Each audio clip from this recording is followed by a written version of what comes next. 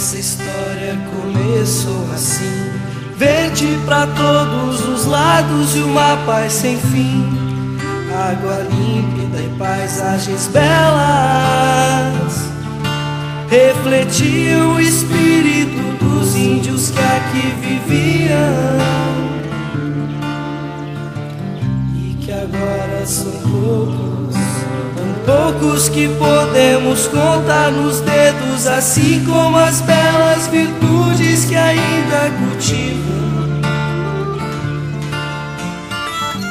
Uma delas é a indiferença perante a nossa arrogância e ganância que não os influencia, influenciará jamais.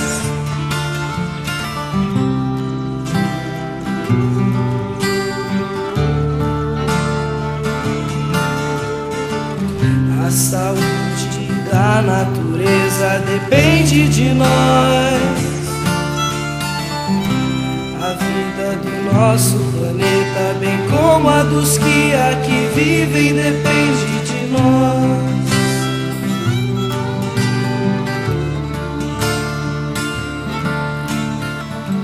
A saúde da natureza depende de nós. A vida do nosso planeta, bem como a dos que aqui vivem, depende de nós. A fúria da natureza que se faz perceber é a resposta para aqueles que dela quer se desfazer.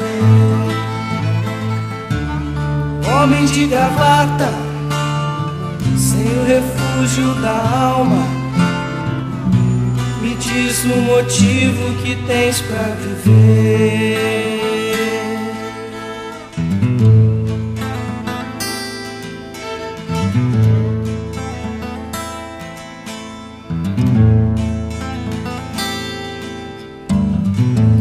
A carne é fraca, pra que provocar? Entenda que a terra, a água e o ar são coisas perfeitas que o meu Deus criou.